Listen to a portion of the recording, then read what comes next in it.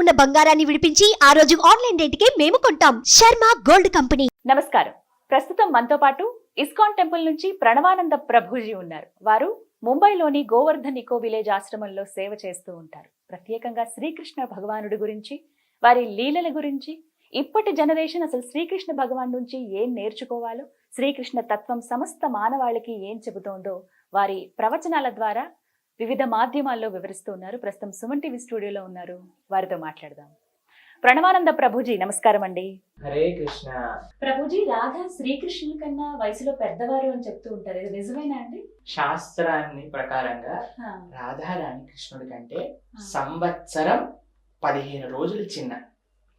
ఒక సంవత్సరం 15 రోజులు. రాధాష్టమి, కృష్ణాష్టమి రెండు అష్టమి కదండి. ఈ అష్టమి తర్వాత వచ్చే నెక్స్ట్ అష్టమికి రాధారాణి పుట్టింది. అవును.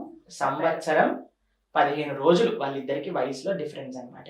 రాధారాణి కృష్ణుడి కంటే పెద్ద కాదు, సీతమ్మ తల్లి రాముడి కంటే పెద్ద కాదు. కాబట్టి ఈ ప్రపంచంలో ఎన్ని అబద్ధాలు వెళ్తున్నాయి అని అంటే అసలు మాకు అప్పుడప్పుడు విన్నప్పుడు బాధపడాలా, కోపం తెచ్చుకోవాలా అర్థం కాదనమాట. కానీ జాలి వేస్తుంది చివరికి, ఎందుకు వీళ్ళందరూ ఇలా మాట్లాడతారు అనే విషయం. రాధారాణి కృష్ణుడి కంటే చిన్న, సీతాదేవి కూడా రాముడి కంటే చిన్న. ఇది శాస్త్ర సమ్మతంగా మీరు అడిగితే. ఇన్స్టాగ్రామ్ ప్రమాణంగా అయితే వేరుండొచ్చు, కానీ శాస్త్ర ప్రమాణంగా, వాల్మీకి రచించిన రామాయణ ప్రమాణంగా, గర్గ సంహిత ప్రకారంగా రాధారాణి కృష్ణుడి కంటే చిన్న, సీతమ్మ తల్లి రాముడి కంటే చిన్న. ఎప్పుడైతే రాధారాణి పుట్టుతుందో, రాధారాణి వృషభాను కీర్తిద. రాధారాణి గారి యొక్క తండ్రి పేరు వృషభాను మహారాజ్, తల్లి గారి పేరు కీర్తిద. వీళ్ళిద్దరికి రావల్ అనే ప్రదేశంలో ఒక సహస్రతల బంగారు పద్మం పైన రాధారాణి ఆవిర్భవిస్తుంది అన్నమాట. అప్పుడు ఎలా అయితే సీతమ్మ తల్లిని జనక మహారాజు గారు తీసుకున్నారో, అలానే రాధాదేవిని కూడా వృషభాను మహారాజు గారు పెంచుకున్నారన్నమాట. అయితే ఇలా అవుతున్నప్పుడు రాధారాణి కళ్ళు తెలియదు అన్నమాట. అందరు అనుకుంటారు, అయ్యో కళ్ళు లేవేమో, ఏంటి ఎలా అని చాలా బాధపడుతూ ఉంటారు అన్నమాట. అయితే ఒకసారి కృష్ణుడు బరసాన, ఎక్కడైతే రాధారాణి ఉందో ఆ ప్రదేశానికి వస్తాడు. ఎప్పుడైతే కృష్ణుడు వస్తాడో, కృష్ణుడు ఎప్పుడైతే తొంగి శ్రీమతి రాధారాణిని చూస్తారో అప్పుడు మాత్రమే రాధారాణి కళ్ళు తెరుస్తుంది అనమాట. అప్పటి వరకు కళ్ళు తెలియదు. ఎందుకంటే రాధా తత్వమే కృష్ణ ప్రేమ, కృష్ణ భక్తి. ఆవిడికి కృష్ణుడు తప్ప ఇంకేది ఈ ప్రపంచంలో ఉండదు. కాబట్టి కృష్ణుడు వచ్చేంత వరకు కళ్ళు తెలియదు అనమాట. కృష్ణుడు ఎప్పుడైతే వస్తాడో, కృష్ణుడు వస్తూ ఉంటే, దగ్గరకు వస్తూ ఉంటే రాధారాణి యొక్క చిరునవ్వు పెరుగుతూ ఉంటుంది. ఎప్పుడైతే కృష్ణుడు తన ముందు ఉన్నారో అప్పుడు కళ్ళు తెరుస్తుంది అనమాట రాధారాణి. మరి అంతగా ప్రేమ ఉన్నప్పుడు అలాంటి రాధని కృష్ణుడు వదిలేశారు అని అంటూ ఉంటారు, ఇది ఎంతవరకు నిజంగా అలా జరిగిందండి? మీకు ఒక విషయం చెప్తానండి. మారోబి రాకోబి జో ఇచ్చా తోహార్. ఇవి అంత సులభమైన విషయాలు కాదు అర్థం చేసుకోవడానికి. మీరు అడిగేవి చాలా ఫిలాసఫికల్ ప్రశ్నలు, కానీ నేను అర్థం చేయించే ప్రయత్నం చేస్తాను. ఎందుకంటే మనకి చాలా మంది శాస్త్రం చదవరు. భగవంతుడు అంటే ఆ భక్తి, ఆ ప్రేమ, అవి బృందావనంలో ఉండే బ్రజవాసులకు ఎటువంటి ప్రేమ మీకు చెప్పడానికి ప్రయత్నం చేస్తాను, వినండి. ఇప్పుడు రాధారాణి ఇప్పుడు కూడా నిరంతరం కృష్ణుడి యొక్క సేవ చేసుకుంటూ ఉండేది. కృష్ణుడికి కూడా రాధారాణి పట్ల అలాంటి ప్రేమ. మథురా నగరానికి వెళ్ళాలి కంస సంహారం చేయడానికి. అప్పుడు బృందావనంలో అక్రూరుడు వస్తాడనమాట తీసుకెళ్ళడానికి కృష్ణుడు. అయితే అందరు అంటారు, ఈయన అక్రూరుడు కాదు, క్రూరుడు, నిజంగా మా దగ్గర నుంచి కృష్ణుడిని తీసుకెళ్ళిపోతున్నారు అని. నంద మహారాజు, యశోదమ్మ అందరూ బాధపడతారు అనమాట. గోపికలు అయితే ఏం చేస్తారు తెలుసా అండి, మొత్తం రథం ముందు పడిపోతారు కృష్ణుని తీసుకెళ్ళనివ్వమని. అయితే కృష్ణుడు చెప్తాడు, నేను తప్పకుండా వస్తాను అని చెప్తారనమాట. చెప్పినప్పుడు ఆ రథం ముందుకెళ్తుంటే భాగవతాన్ని చూస్తాం మనం, ఒక పెయింటింగ్ లో బొమ్మలు ఎలా ఉంటాయండి అలా ఉండిపోతారనమాట. గోపికలందరూ కృష్ణుని చూస్తూ వెళ్ళిపోతూ ఉంటే, కృష్ణుడి యొక్క రథం రథం వెళ్తూ ఉంటే మట్టి గాల్లో ఎగురుతుంది కదా, లాస్ట్ చివరి మట్టి రేణు సెటిల్ అయ్యేంత వరకు చూస్తూనే ఉంటారనమాట కృష్ణుడు వరకు. అంత ప్రేమ కృష్ణుడు అంటే.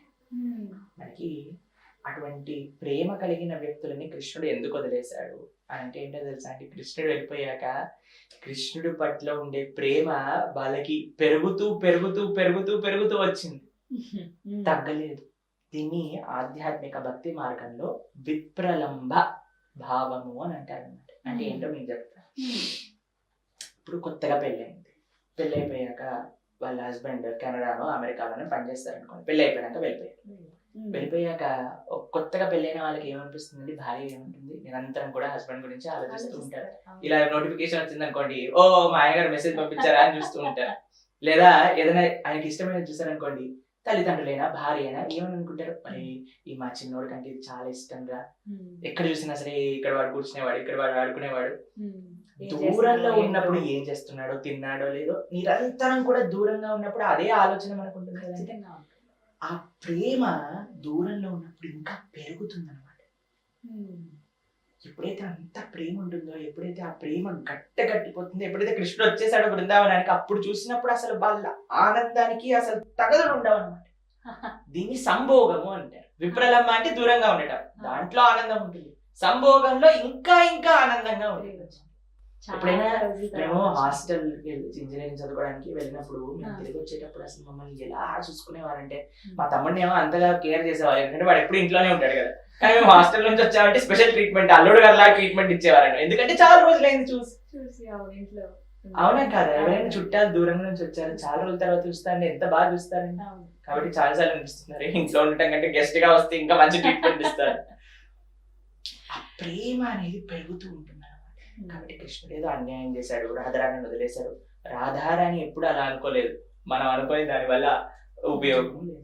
రాధారాణి ఎప్పుడు కూడా కృష్ణుడి గురించి ఎంత ఆనందంగా వాళ్ళు ఏం చేసేవాళ్ళు తెలుసా అండి? గోపికలందరూ కూడా పొద్దుంపుడు లేసి కృష్ణుడు ఆ లీల చేశాడు, కృష్ణుడు ఇలా కాళీయుడి పైన నీళ్ళు చేశాడు, ఇలా గోవర్ధనం పైన నీళ్ళు చేశాడు, ఇలా మా ఇంటికి వచ్చేవాడు, వెన్న దొంగతనం చేసుకునేవాడు, ఇలా మాతో మాట్లాడేవాడు, ఇలా మాతోటి ఆడుకునేవాడు అని నిరంతరం కృష్ణుడి ధ్యానంలోనే ఉండేవాళ్ళు. వాళ్ళకి ఒక్క క్షణం కూడా అనిపించలేదు కృష్ణుడు దూరంగా ఉన్నాడు అని. వాళ్ళ యొక్క భావన రూపంలో, వాళ్ళ యొక్క మనసులో కృష్ణుడు ఎప్పుడూ ఉన్నాడు. దాని తర్వాత కూడా కృష్ణుడు ఎన్నోసార్లు బృందావనానికి వచ్చారు, వాళ్ళందరినీ కూడా కలిశారు అన్నమాట. తన భక్తుల్ని పంపించారు, ఉద్ధవుడు వచ్చాడు, బలరాముడు వచ్చాడు, కృష్ణుడు స్వయంగా వచ్చాడు. కాబట్టి అటు ద్వారకలో కృష్ణుడు గోపికల గురించి, రాధారాణి గురించి ఆలోచించడం, ఇటు రాధారాణి గోపికల కృష్ణుడి గురించి ఆలోచించడం, ఇది విప్రలంబ సంభోగ భావన అంటారన్నమాట. ఇవి ఆధ్యాత్మిక భావనలో చాలా తారాస్థాయి భక్తి. ఇది మనకి సులభంగా అర్థమయ్యే విషయాలు కావు. ఎప్పటి వరకు అర్థం అవ్వవు అని అంటే మన హృదయంలో అనర్థములు ఉన్నంతసేపు ఇవి అర్థం కాదనమాట. ఎప్పుడైతే మనం మంచి ఆధ్యాత్మిక సాధనలో ముందుకెళ్తూ ఉంటామో అప్పుడు తప్పకుండా మనకి అన్ని మంచి విషయాలు, ఈ భక్తి భావన, ఇందాక చెప్పాను కదండి, కృష్ణుడి గురించి తెలుసుకోవాలి అంటే వినయంతో, భక్తితో, శ్రద్ధతో ఉన్న వాళ్ళందరికీ కూడా అవుతుంది. కాబట్టి రాధారాణి ఎప్పుడు చక్కగా కృష్ణుడి గురించి ఆలోచిస్తూ, గోపికలందరూ కృష్ణుడి గురించి ఆలోచిస్తూ, ఆ ప్రేమ ఎంతగా పెరిగిపోయిందంటే అంతగా పెరిగిపోయింది అన్నమాట. చాలా మంది మమ్మల్ని అడుగుతారు, అయ్యా మరి ఇంత ప్రేమించే వాళ్ళు కృష్ణుడు వెళ్ళిపోయినప్పుడు ఎందుకు వాళ్ళ శరీరాన్ని వదిలేయకుండా, అంటే శరీర త్యాగం చేయకుండా అలానే ఉండిపోయారంటే, వాళ్ళు అనుకునే వాళ్ళ మనసులో కృష్ణుడు వస్తే మేము లేకపోతే ఎలా, కాబట్టి ఆయన వచ్చినప్పుడు మేము సేవ చేయడానికి రెడీగా ఉంటాము. ఇది ప్రేమ, ఇది భక్తి అంటే. కాబట్టి ఈ ప్రపంచంలో ఉండేవాళ్ళు కృష్ణుడు చూపించాలి, నాకు కృష్ణుడు కనిపించాలి అప్పుడే నమ్ముతా, ఇలాంటివన్నీ భక్తులకు ఉండవండి. నిజంగా చెప్పాలండి, మా విషయానికి ఏ భక్తుడి విషయానికి వచ్చినా సరే ఎప్పుడు కూడా మేము కృష్ణుని చూడాలి అనుకో. ఎందుకు కృష్ణుని చూడటం, ఆయన సేవ ఉండాలి, ఆయన సేవించాలి అని చూడాలి. కానీ కృష్ణుడు రావాలి, కృష్ణుడు కనిపించాలి, కృష్ణుడు వరాలు ఇవ్వాలి, ఇవన్నీ ఎప్పుడు ఏ భక్తుడు కోరుకోలేదండి. నిజంగా చెప్పాలంటే మా సాంప్రదాయంలో నదనం నజనం న సుందరీం కవతాంబా జగదీశ కామయే మవ జన్మని జన్మనీశ్వరే భవతాద్ భక్తి రహైతుకీత్వయి అని మహాప్రభు మాకు ఉపదేశం చేశారు. మా సాంప్రదాయంలో ఒక రూల్ ఏంటి అని అంటే, ఎప్పుడు కూడా భగవంతుని ఏ కోరిక కోరకూడదు. నా ధనం, నాకు డబ్బులు వద్దు, నా జనం, నాకు ఫాలోవర్స్ వద్దు, నా ధనం నా జనం నా సుందరి. చాలా మంది సుందరమైన స్త్రీ కావాలి మనకి ధర్మపత్నిగా అనుకుంటారు. నా సుందరి కవితాంబ, నాకు పెద్ద పాండిత్యం వద్దు. మరి ఏం కావాలి నీకు అంటే, జన్మ జన్మాంతరాలకి కూడా భవతా భక్తి రహేతుకి, నీ భక్తి నీ సేవ ఉంటే చాలు మాకు. కాబట్టి భగవంతుడిని చూడాలనుకోవటం, భగవంతుడితో ఉండాలనుకోవటం కాదండి, భగవంతుడి యొక్క సేవ మాకు ఎల్లప్పుడూ ఉండాలి. ఆ భగవంతుడు మనకి మనసులో స్మరణలోకి రావాలి, ఇది భక్తుడు కోరుకునేది. చక్కగా వివరించారు ప్రభుజీ. నమస్తే. హరే కృష్ణ.